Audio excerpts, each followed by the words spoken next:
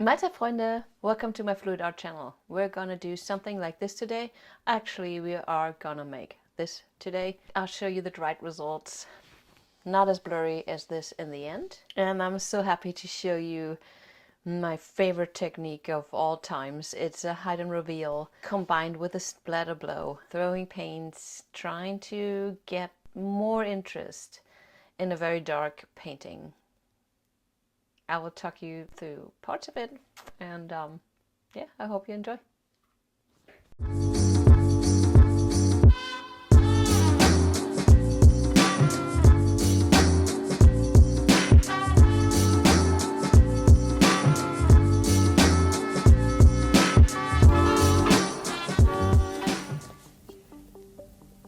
Okay, so I added my pillow paint, which is our first layer. This is from now on my canvas, not the canvas itself. I concentrate on my pillow paint, and I just want to add my paints on top of that.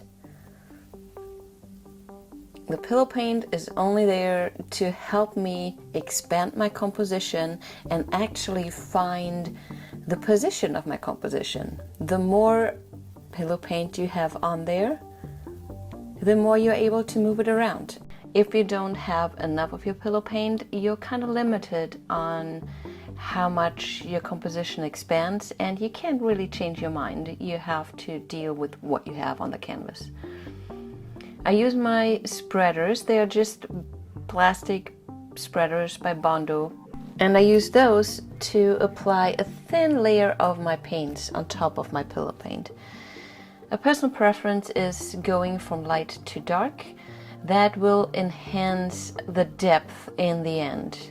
This is a very similar palette to what I used a couple weeks ago.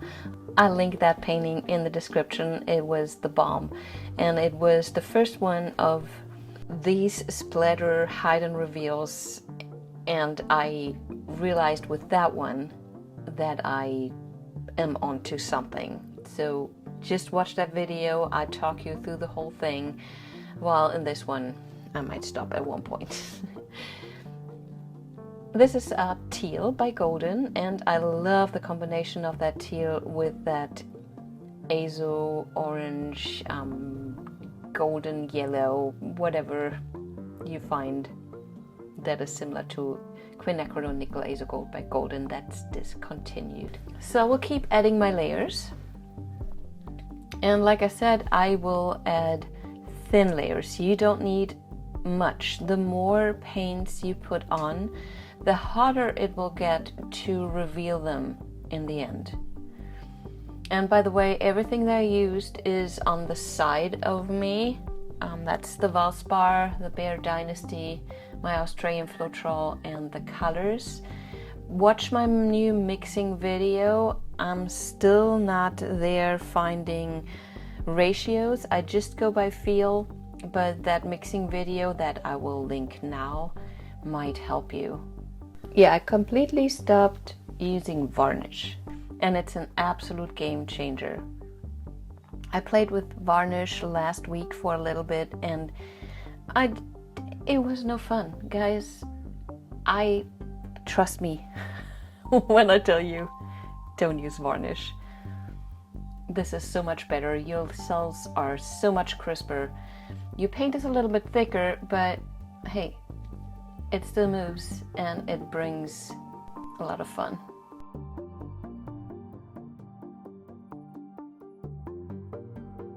So I hid all my colors now under a black coat of paint. This black paint is exactly mixed as my other paint, same consistency, mainly the Valspar Ultra, the Bear Dynasty to thicken it up, and I make sure that the black is enough. I want it to move over the complete canvas. I want the painting to be black with just my pops of color underneath. And I'm not a big fan of the transparency if you stretch your paints a lot. That's why I make sure to put enough on.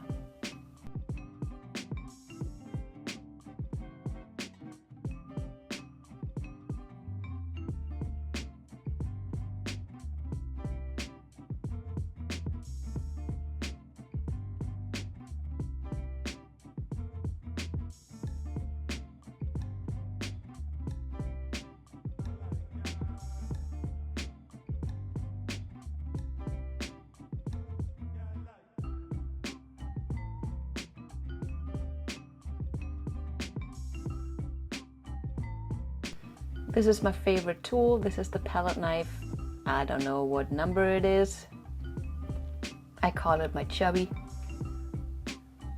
It's a medium-sized, very round palette knife. And I start adding my cell activators. And depending on how thick my Australian Floetrol is, I do mix it 1-to-1 or thinner. But I find with this technique, the thicker the cell activator, the better. So the first one was gold, then mosh, it's a fluorescent orange, then some concoction I made, and yeah, I forgot the black. So I put the black on, and after that, my boom gel. This is Flame Tree Red. And you know, I think it enhances the cell activators a little bit. It gives it a more crisp line. And I spread it out on my palette knife, and there's a lot on there. That's why I did this. And then there's enough on my palette knife because you don't need much, guys, to swipe. And I do want to touch all the layers below to make sure that they will be revealed after.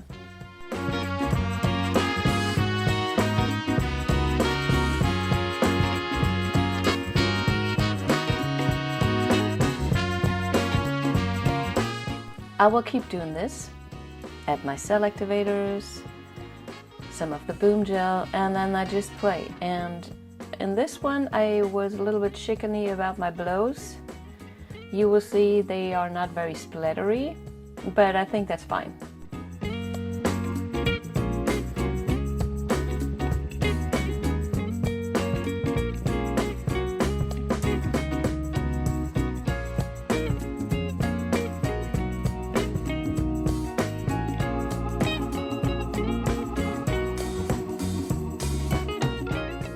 You guys, if you want to learn this, you have several options. One is experiment, watch my videos, get the stuff that I'm getting, and experiment.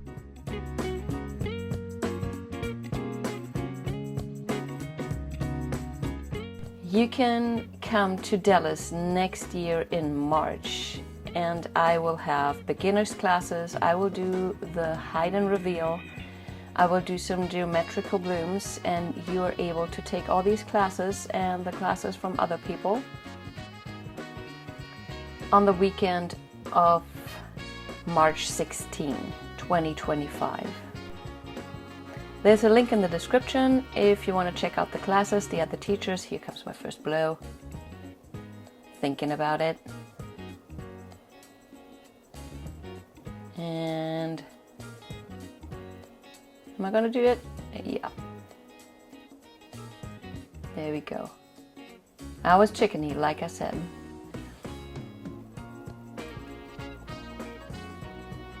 So that was option number 2, how to learn this. I'm planning on doing one of those fluid art retreats at the lake, hosted by Fluidart Co. This is not officially announced yet, so you gotta wait for a little bit. And then there's another option, which is just shoot me an email if you're close or want to go on vacation in California, on the coast, right between LA and San Francisco, on the bottom of Big Sur. Beautiful here, and we can sneak in a few hours of painting in my studio if you want. Just shoot me a mail, check out my homepage, there's more information there. That's it. So okay, more painting. There were more blows that were kind of chickeny, but we're getting there, guys. We're getting there. So the first part of painting is applying my paints. The second one is interrupting the paints by blowing, by splattering, by swiping, you name it. The next part will be the spinning and the tilting, which is totally underestimated in my opinion. It is so important to the whole process. That's when you find your composition. That's not only making your cells bigger, it's also putting everything in the right spot so you get, a good composition. Find your balance, and so on. I hope this video helps you a little bit. I'll be back in the end to show you the dried results. Enjoy!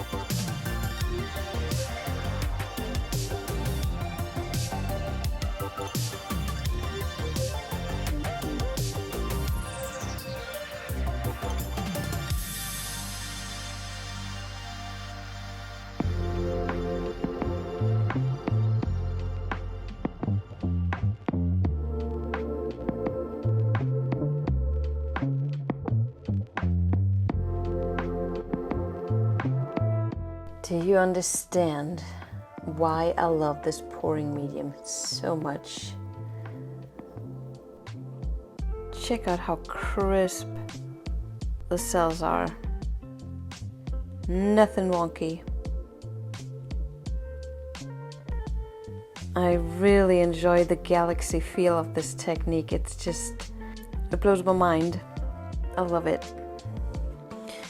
Here is what I did try to fix a little bit in the end of my painting session. It was a little bit of boom gel that I added on top of the cell activator because it was stuck to my palette knife.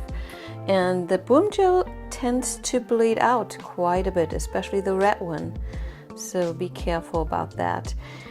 I did add a lot of paints, and you can see here I was not really able, unless I really dug deep with a palette knife, as you can see here, to reveal the bottom layers. So this is basically my teal, and some of the orange came through, but nothing of the pearl and whatever else I had down there, or a yellow. This part here, this happens when you blow into the pillow and the pillow actually covers your paints. It seems to dry okay, but you can definitely see a difference to this and to this, where the colors are still on top of the pillow paint and not the other way around. Yep, that's my dislocated hip joint. Thanks for watching. There is more to come. See you next week. Bye-bye.